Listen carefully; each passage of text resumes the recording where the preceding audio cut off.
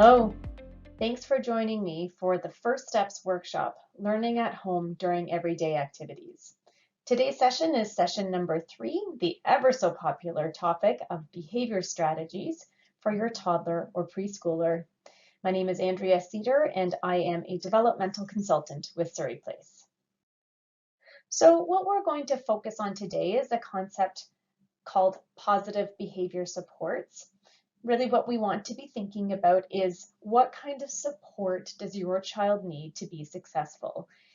We focus on the positive side of things as well. We really want to encourage and promote all of those positive, good behaviors that we want to see over and over again. And we have to remember that all behavior is communication. So when your child is laughing, they're telling us something. When they're crying, they're telling us something. We want to remember that the strategies and the tips that we talk about today in this session are not specific for age or diagnosis. They're just really good parenting strategies that will help in your day-to-day life.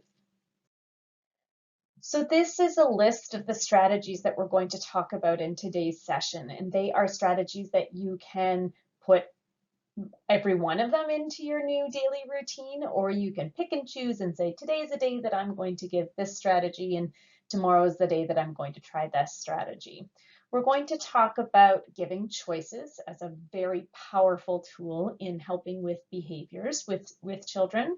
We're going to talk about how to use your own language and your own words. Are you clear when you are giving instructions or asking questions or stating the rules? We want to talk about transitions because we know transitions are hard for most children. So how can we make those transitions go a little bit smoother? We always want to catch and reward good behavior. So focus on the positive, focus on the good. We will talk about the first then strategy. And the last thing we're going to talk about is how to make your day predictable. Okay, so let's dive right into it.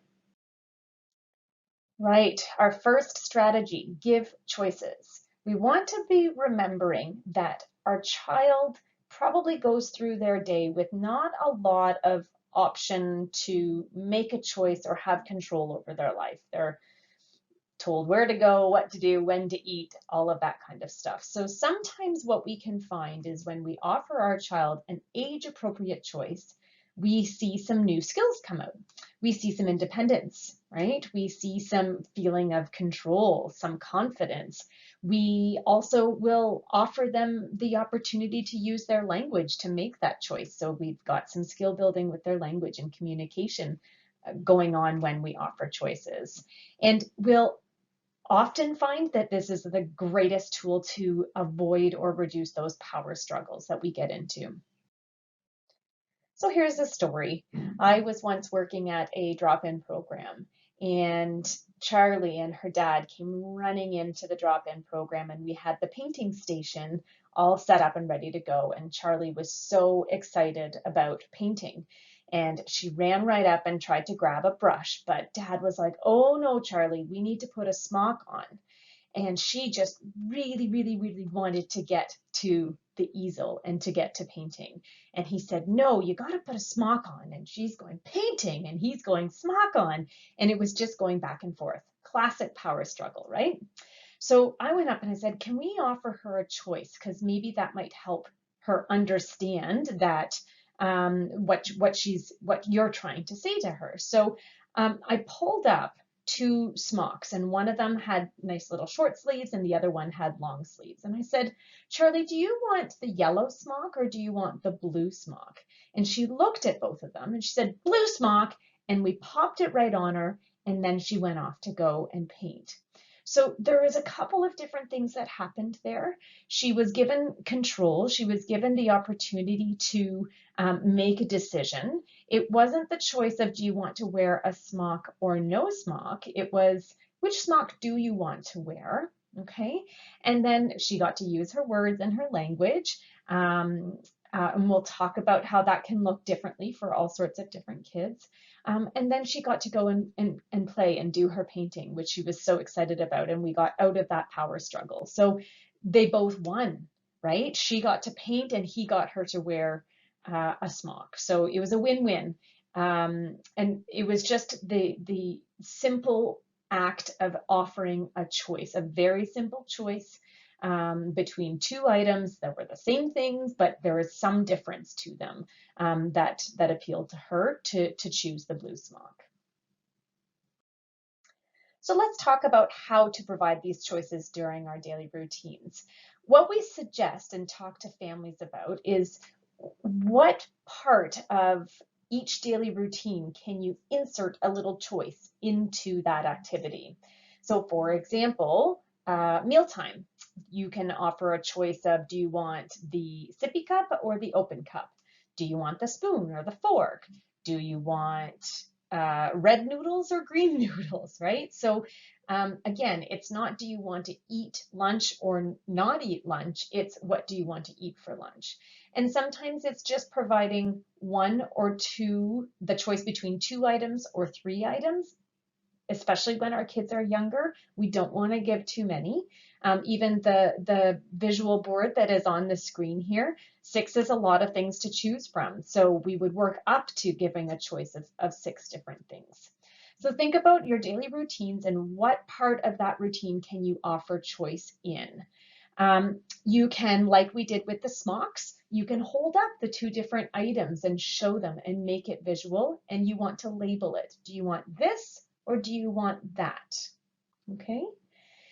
When your child is looking at and glancing, make sure that they are paying attention to both things that you're offering the choice of, just so that we're knowing that they're not just repeating the words that you're saying, but they might communicate what their choice is by looking for a really long time at one of the objects. That could be their way of saying, I want that one over there. They could reach, they could point, or they can use their voice and say the word that they want. Okay, all of those are really effective ways of making a choice and saying what it is that they want. And as children progress, we can make those choices. We can offer more choices. We can offer it to them visually, like this on the screen where there's pictures, or we can continue to use real objects, or we can just talk to them and say, hey, do you want to go to the park or do you want to go to the splash pad?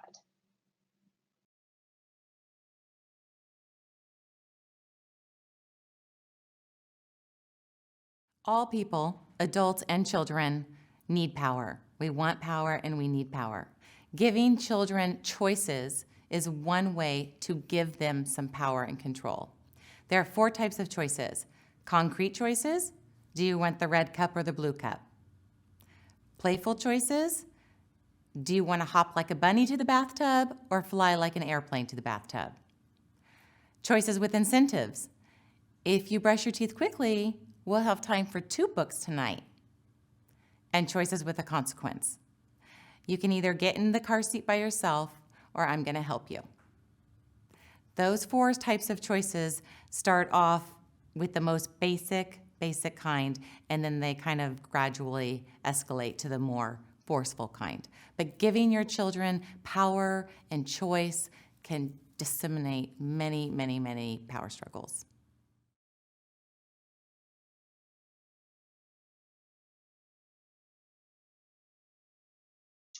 So the next tip that we're going to talk about today is how are we using our language in expressing what the rules are, what the expectations are of our children in certain environments.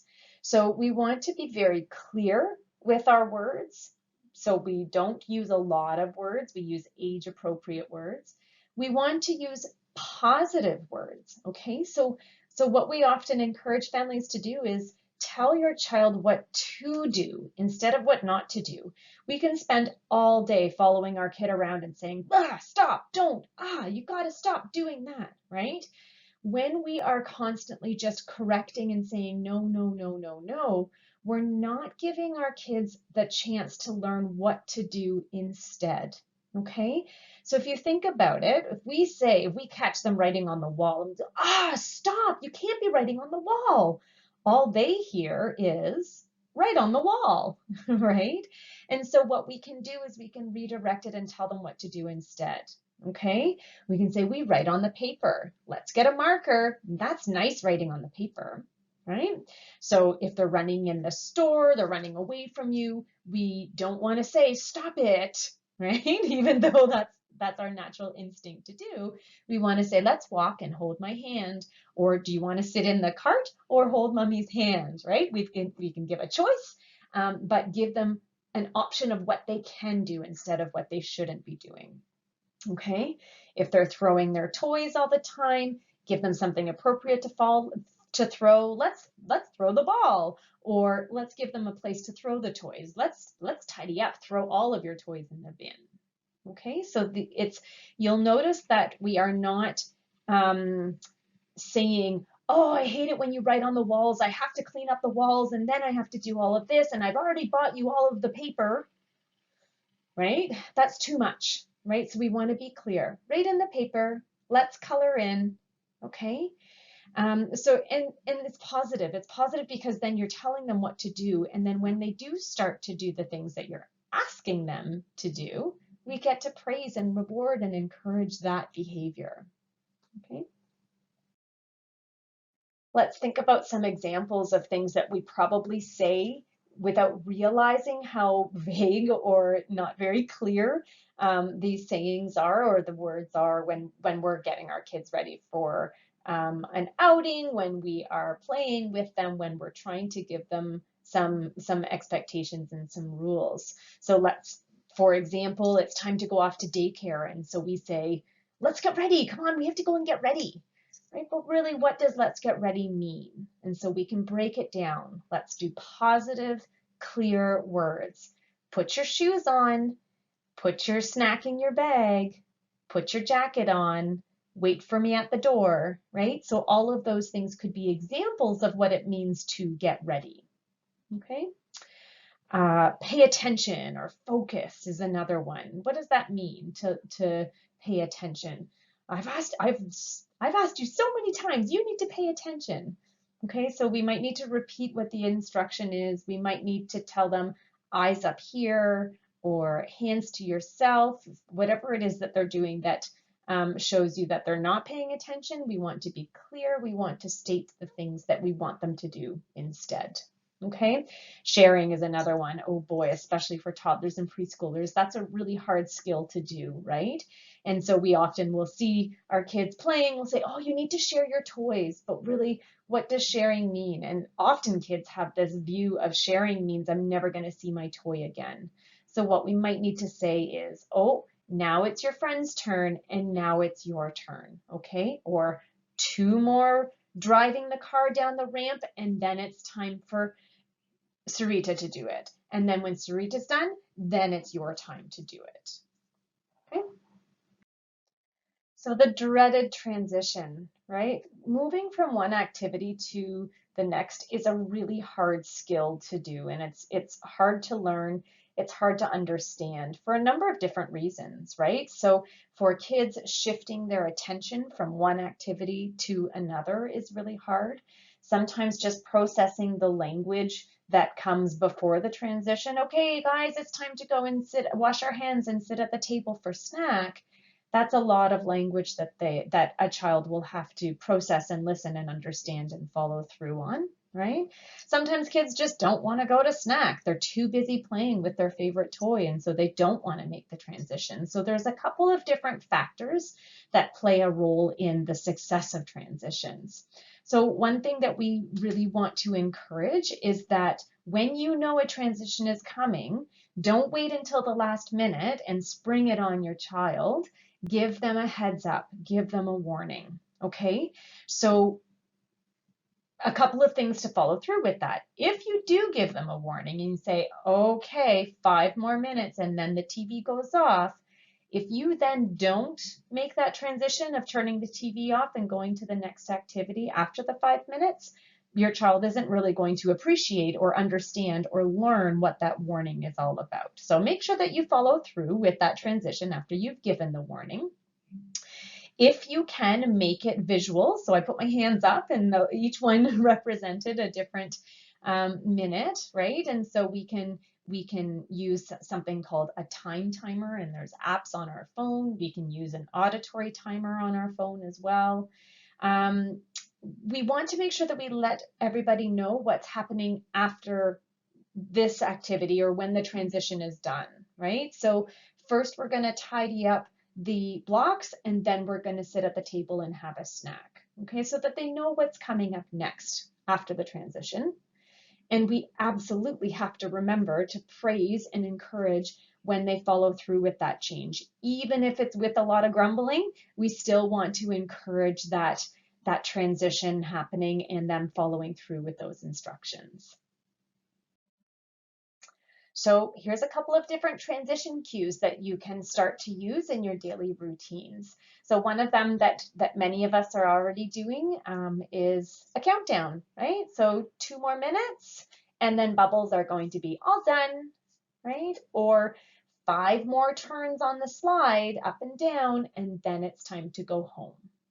Okay, so we can do a countdown of number of turns or the amount of minutes. Again, remembering that minutes, the understanding, the concept of time is quite hard for young children. And so if you do start to use it, be consistent so that they understand, they start to feel the difference between a 2-minute warning and a 5-minute warning. Whereas if our child doesn't have that understanding at this point in time, we might need to break it down differently and say the number of turns left, 5 more blows of the bubble, and then it's time to go home. Okay, and then the bubbles are all done. Okay, many daycares, kindergarten classrooms, early on drop-in programs use cleanup songs or transition songs. You know, it's time to tidy up, it's time to tidy up, it's time to put the toys away, it's time to tidy up, right? Or they might do a countdown song, right? 5 more minutes, 5 more minutes left to play. So there's different songs. You can check it out on YouTube, so you don't have to rely on my singing. But there's lots of different songs out there that can help you through those transitions. And kids, when you start singing that song consistently every time it's time to do that action or that transition, children will start to be able to understand and anticipate and follow that transition a little bit easier. Okay. Some teachers use little rhymes or gimmicks, things like hands on top, that means stop, right? So it's a little bit visual, it's less sing-songy. So for those of you who don't like to sing songs, it's quick, and it's just this really nice cue, an auditory cue to say, okay, we need to stop and we need to listen, okay? And then there's environmental cues, right? We might turn off the lights, or we might close the door or open the door, and kids might notice, oh, every time mom closes the door, that usually means then that it's going to be time for bed, the bedtime routine, okay? So this is a really important tip that is very easily forgotten in our day-to-day lives when we are busy and running around after our kids, especially if our kids are having a rough day, which we know everybody does.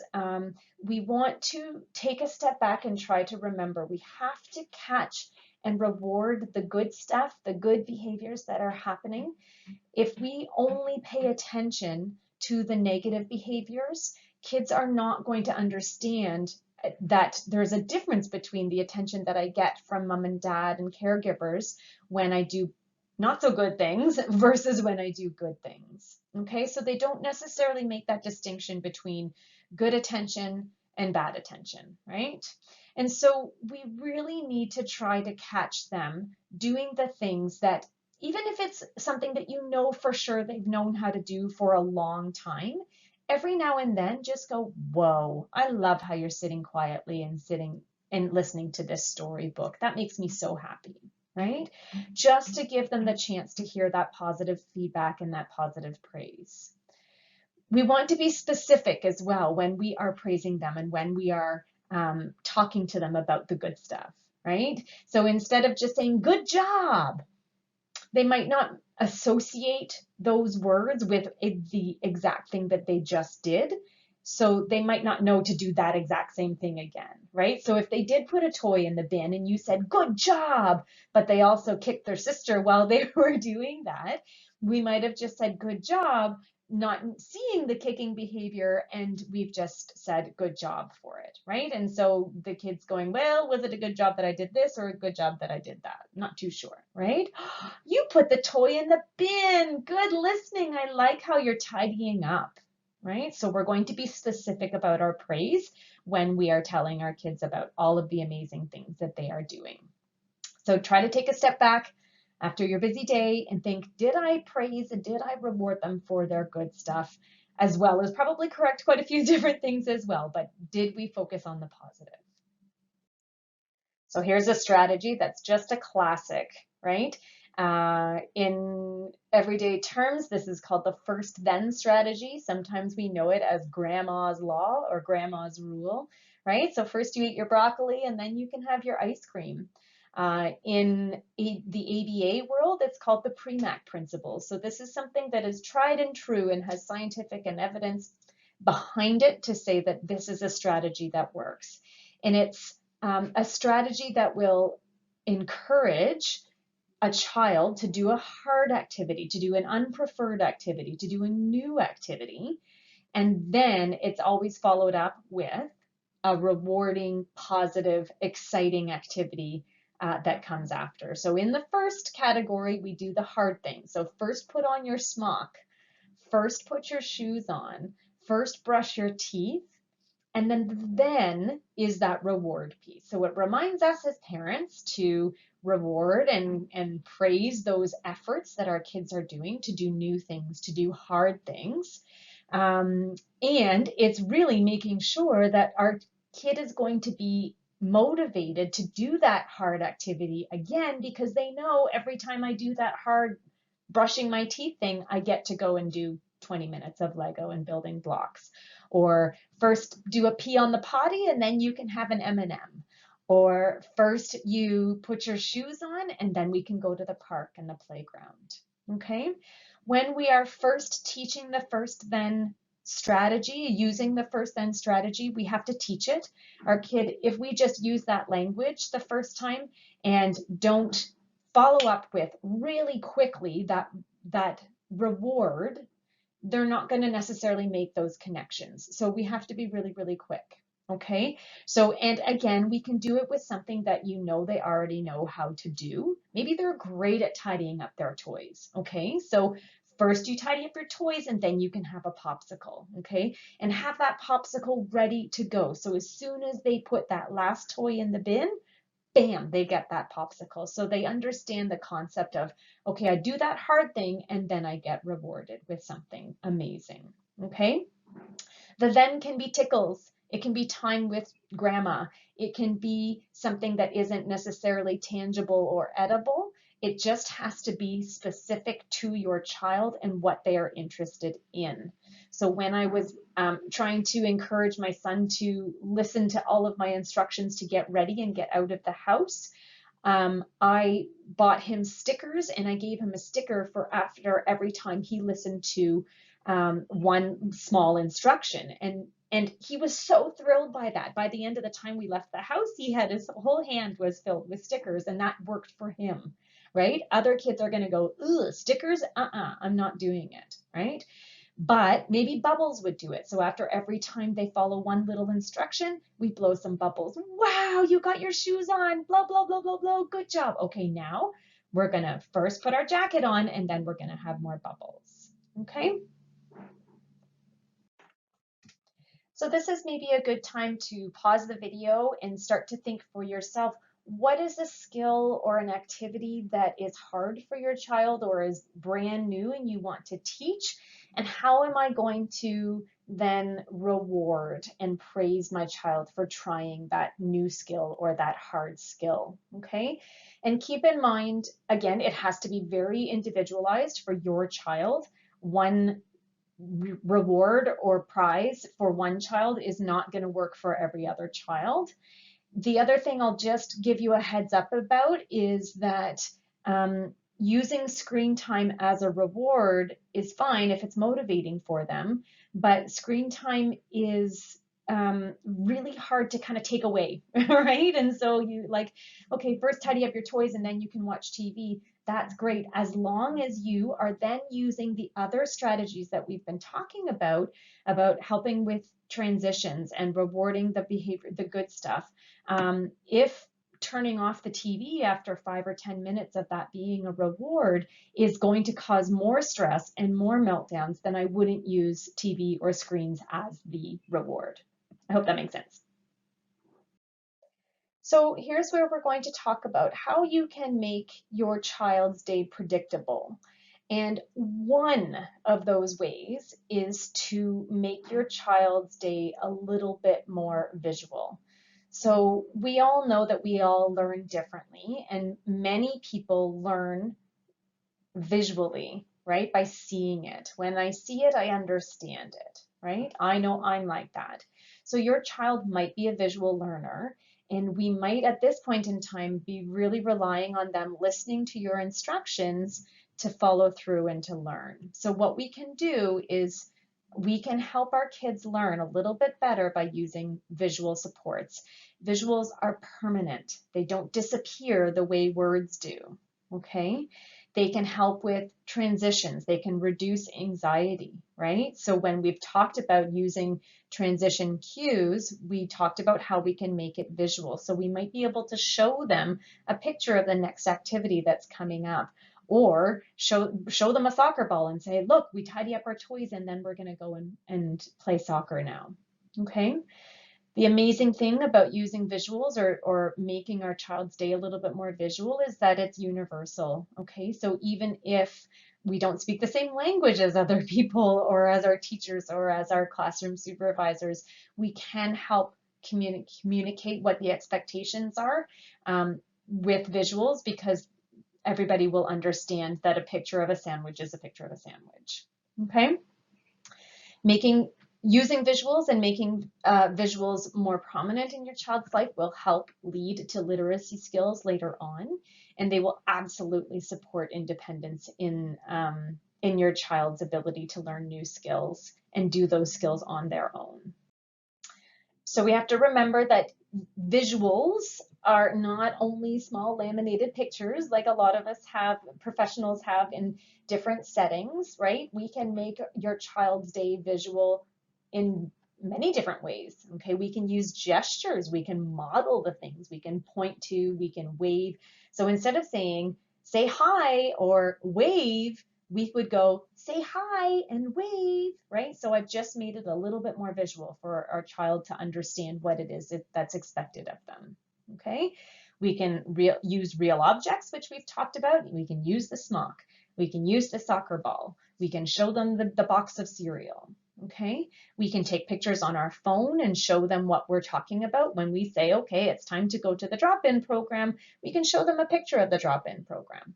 Or it's time to go hang out with grandma and grandpa. Okay, here's a picture of grandma and grandpa, okay?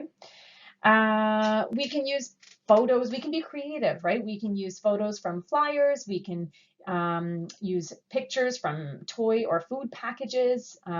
Sometimes if we want those things to last a little bit longer, we might put some clear packing tape over top of them so that it's a little bit more durable. You can look up on different websites. Connectability.ca is one website where there's a lot of different, there's a visual aids gallery where you can import your own pictures or use different templates.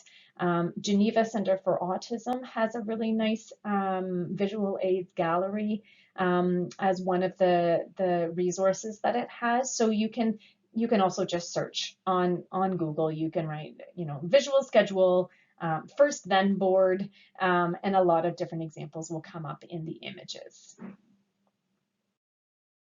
So there you have it. Thank you so much for attending. I hope that you were able to get from this workshop that there's lots of things that you can be doing during your everyday routines that will help prevent certain bad behaviors from happening and also really promote and encourage those positive ones to happen more and more often in your home. Okay, so this was part 3 of a 3-part series. If you haven't already seen them, I talk a lot about early intervention and routines in the first session, and then I talk about how to use your environment, your home environment, to help your child develop new skills. So how to set up your environment for success. Thank you so much for coming. Wellness Services at Surrey Place offers over 100 in-person and live virtual events each month. To register, please visit mysurreyplace.ca. View our calendar of events and go ahead and create an account for yourself so that you can register for the free events that are of interest for you. We also offer many additional recorded events and hundreds of resources that may be of interest to you. Recorded events and resources are also available to view for free at a time most convenient for you at surreyplace.ca/resources. We invite you to join the Family Connections group by visiting the Facebook group on your screen here. The link can also be found below in the description. We really hope that you enjoyed this free wellness event. Please take a moment to complete a brief survey by taking a picture of the QR code that you see here on your screen with your mobile device, or by clicking the link in the description below. Thank you so much. Have a great day.